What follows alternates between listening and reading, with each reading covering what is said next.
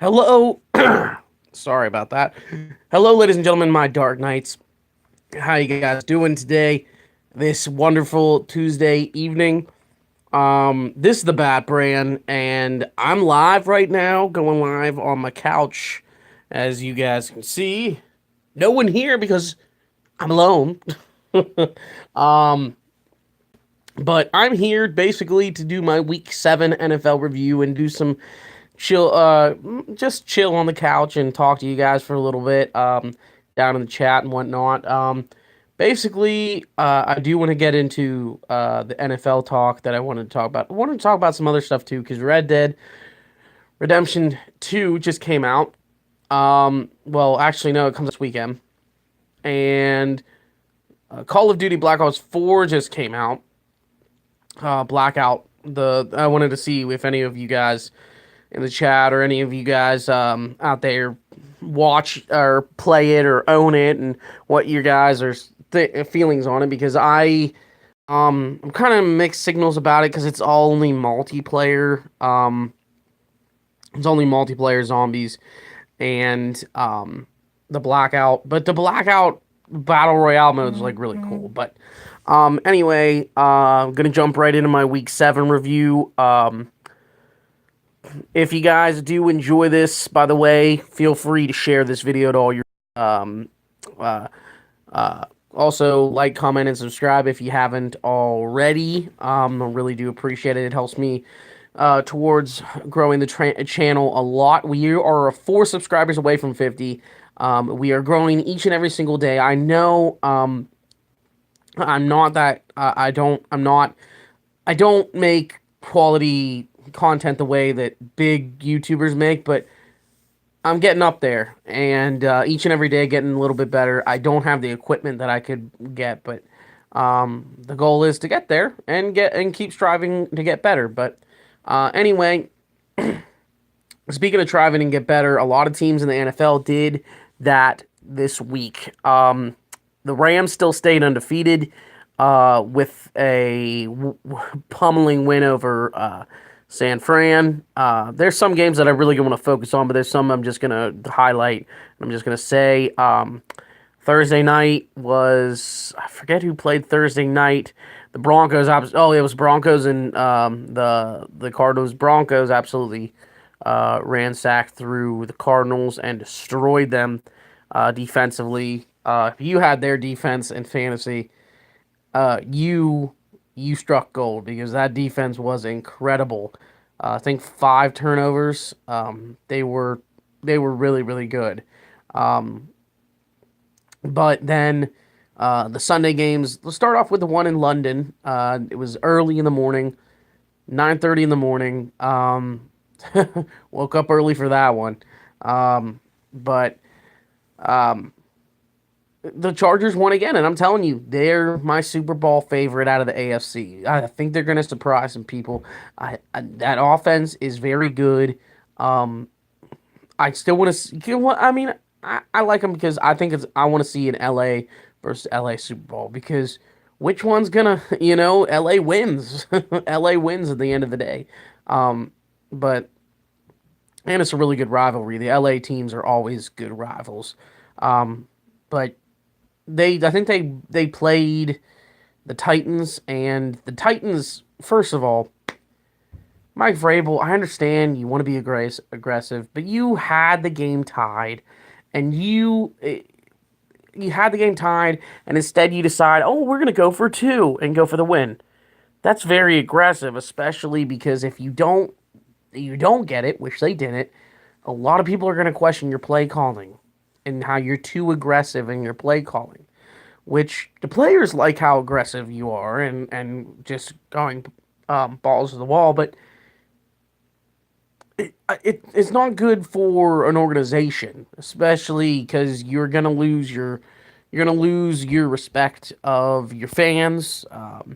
A lot of people you're gonna have to answer for those calls that you make, but that's the life of an NFL coach, and still I support what Vrabel did. I mean, they had all the momentum, and honestly, I would have did it too.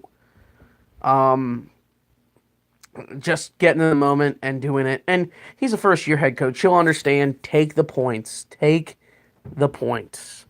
An extra point is easy with Ryan Suckup, as he's one of the top kickers right now in the league this year. So take the points when you can get them. But he'll figure that out. He'll figure that out. He's getting better as a head coach. But another game I wanted to talk about was the Steelers were on a bye this week, so really can't focus on them. The the Eagles played and they lost, which surprisingly, this Eagles team is disappointing, very disappointing this year.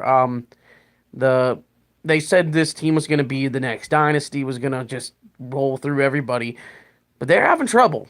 And Carolina beating them. Yes, they look bad on the run again. They couldn't move the ball, running the ball offensively, but they still won. And they find ways to win. And this team, obviously, Ron Riviera runs them really, really well. Runs them like a well-oiled machine, even though I wish he stayed in Chicago.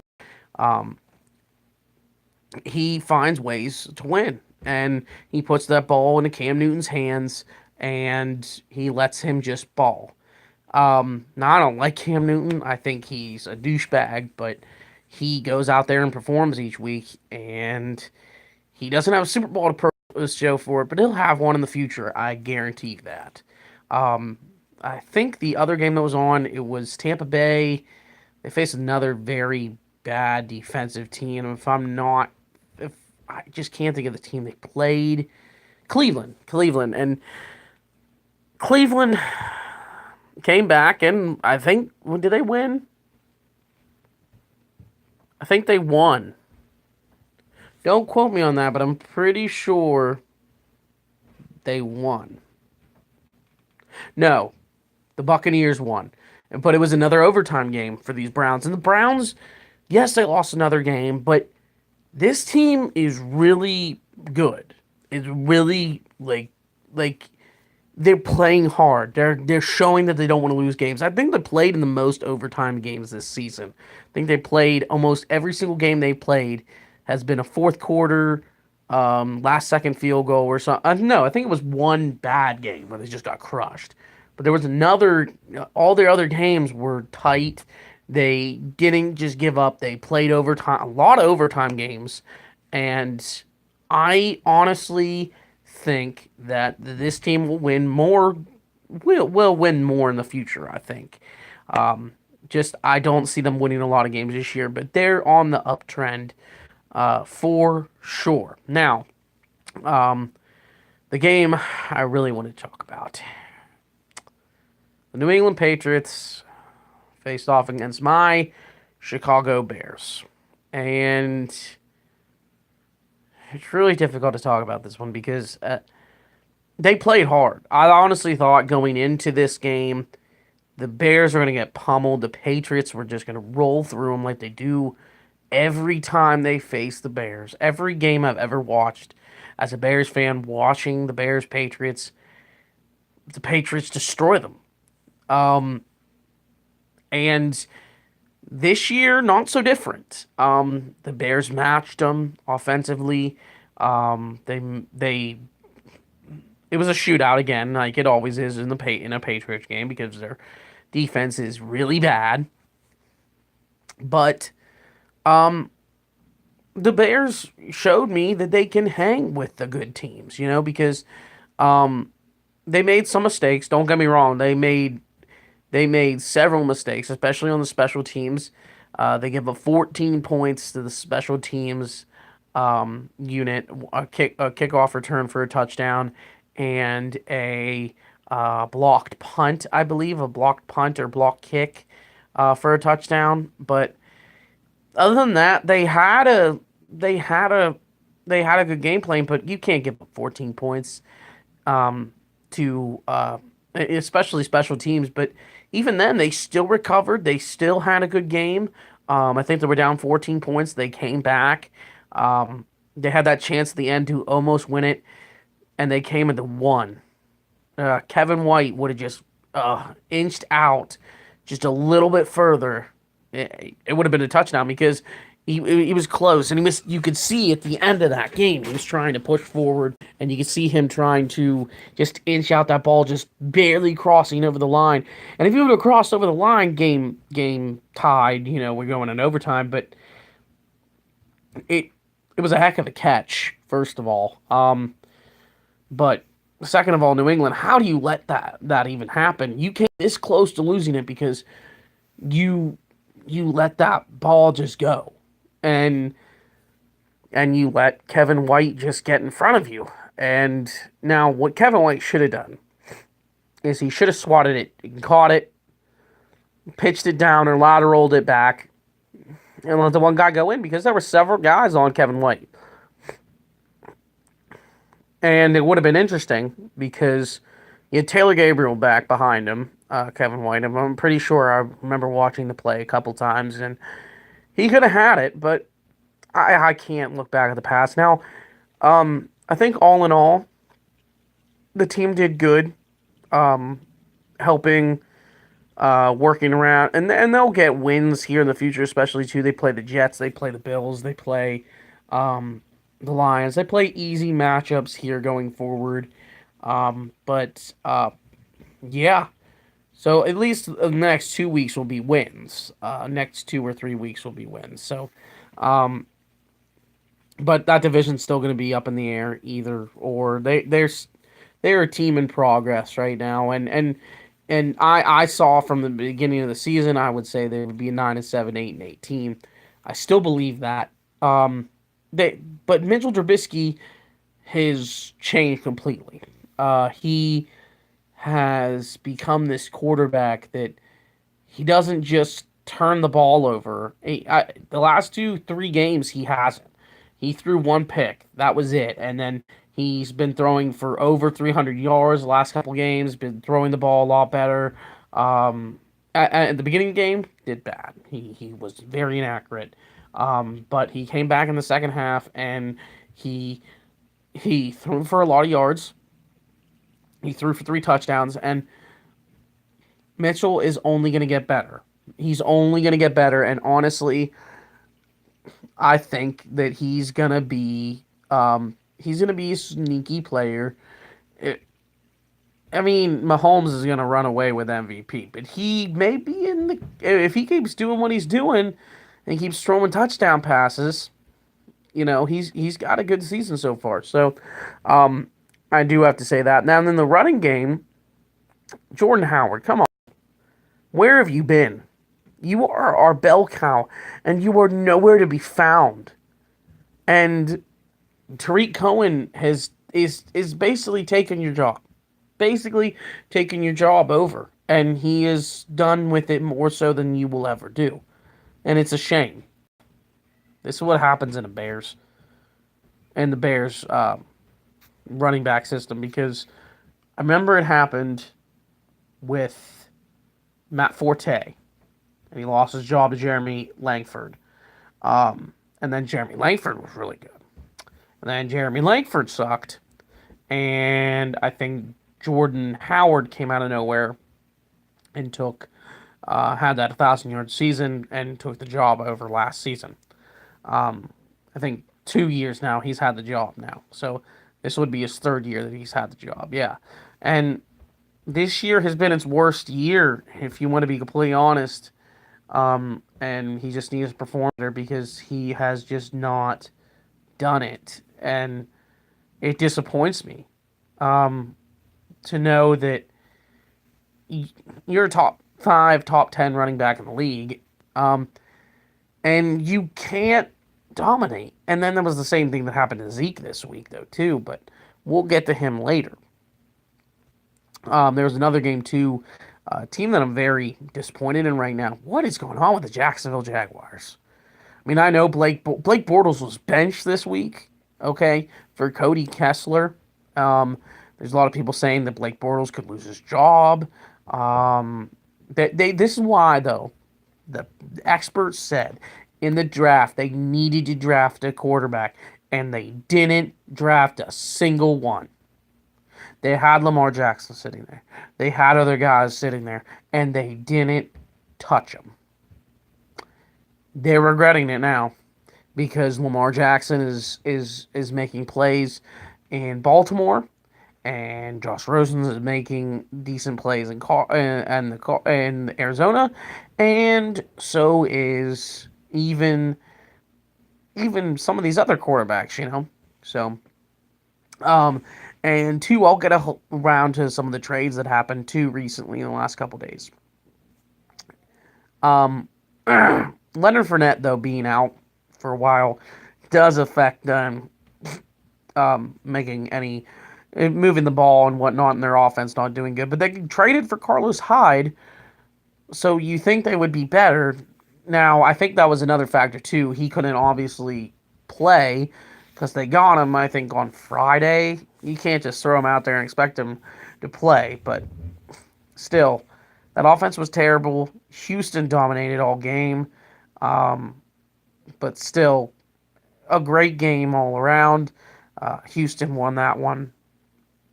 Uh, I believe the one there was one game, the late games, um, that was kind of interesting. The Saints and the Ravens. It was a good. I watched that game. That was such a good game because it was back and forth. The Ravens led it for a good while. Were up for a good amount of points, and then the Saints came back. Drew Brees, another historic night. I think he had another record breaker or something, or he broke another record or something. Um, he's going to be the greatest quarterback of all time. I'm mark my words. I've said it every thing I say about every time I talk about him. I say he is the greatest quarterback of all time, record wise. But anyway, they did end up winning that one. They came back and scored a touchdown late, with barely any time left, and beat the Ravens. And then in the other late game, it was the Dallas Cowboys and the Jacksonville Jaguars. And some news about them: the or not the Jacksonville Jaguars, Dallas Cowboys and the Redskins. Okay, um, speaking about those Dallas Cowboys, Dallas got traded a number one or a first round draft pick, which I think they're going to regret because, as I said earlier, uh, John Gruden is a genius, and this is why. Because the Raiders traded Amari Cooper over to the Cowboys. All that all that money they gave Cooper gone, by the way, and um, and the player that really didn't perform, he put him to Dallas, and you get another first round draft pick. They got 3 first round draft pick guys, and I don't think they're done. I don't think they're done. Gruden said he wants a complete rebuild.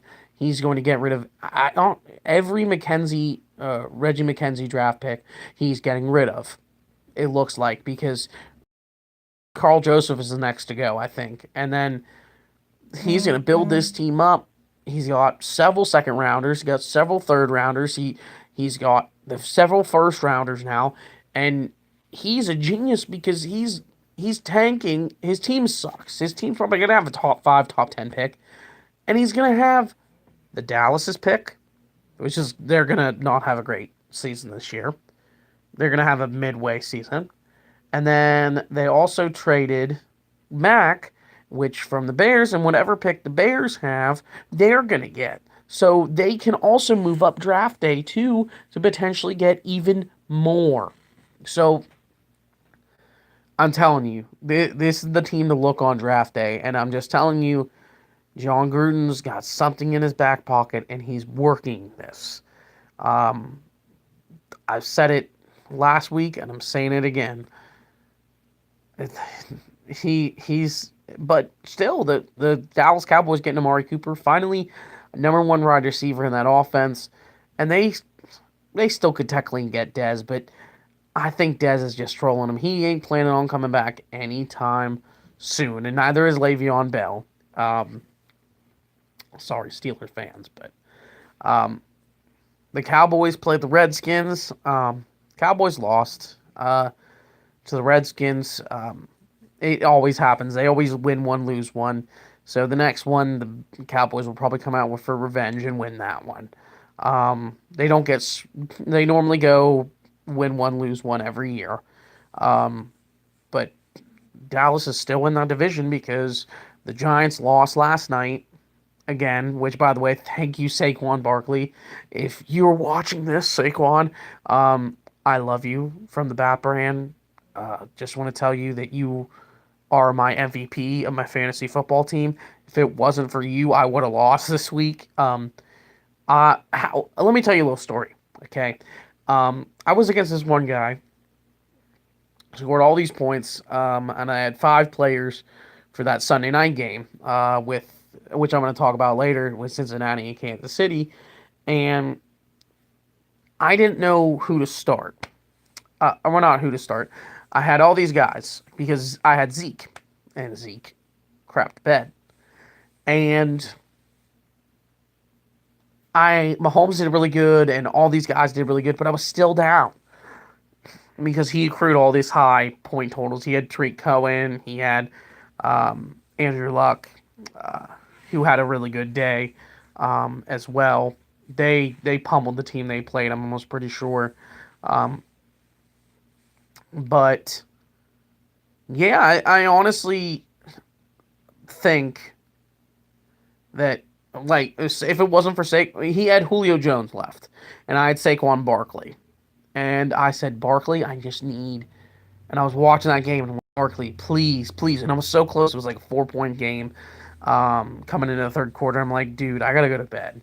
So I went to bed and I heard they got this notification. He scored the touchdown, and instantly I won because he scored that touchdown. And Julio Jones, I'm sorry, but I think he's gonna want out the door because he hasn't scored a touchdown yet. He still didn't score a touchdown last night. I think he still had a good stat line, but he hasn't scored a touchdown yet.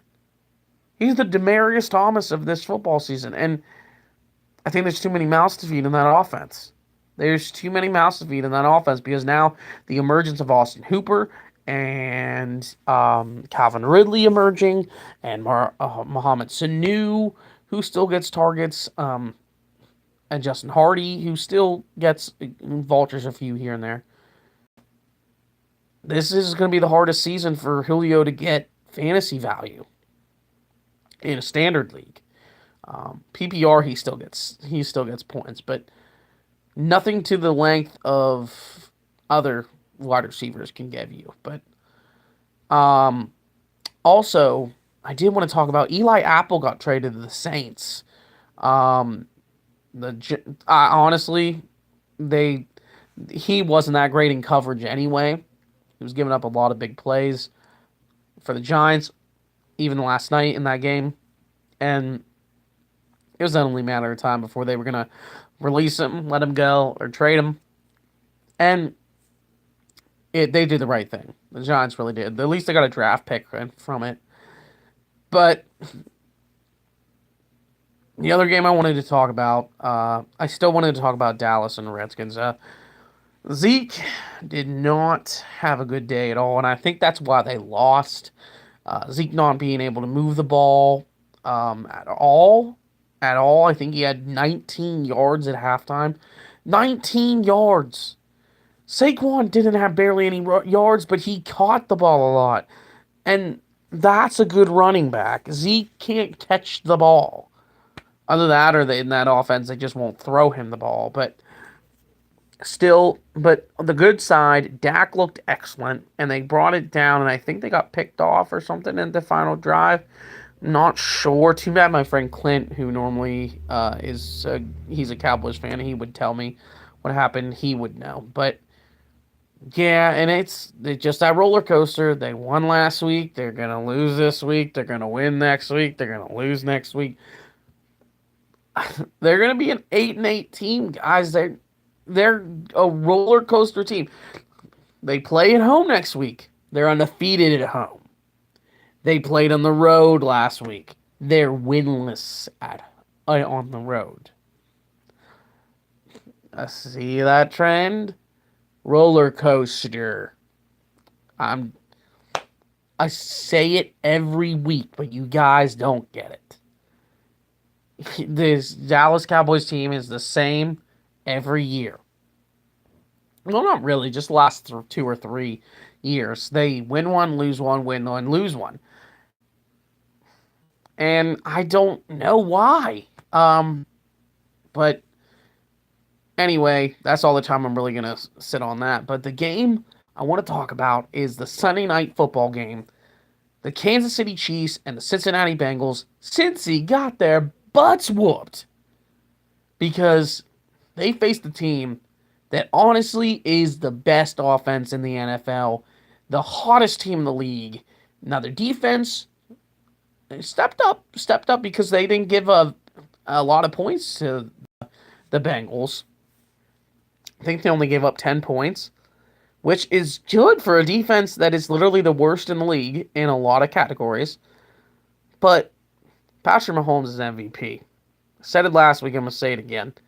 He is MVP. He's got over 20 touchdowns already this year. Kareem Hunt looks like he's going to be the rushing champion in the AFC again this year. Tyreek Hill looks like a top 5 wide receiver again. Travis Kelce's all pro. Looks like an all pro stand. Like, it's sad that the fourth. I know. Listen to this while I was watching the game. It's sad that when your fourth option in that offense is Sammy Watkins. I'm sorry, that offense is amazing, and they're scoring points. They're scoring the most, and I think they said the most points that have ever been scored by a team in the first 7 weeks in league history, which is amazing. And this team, now they're gonna have problems when they face the Chargers, but they're gonna win that division, hands down. But yeah, that's all the time I had for that.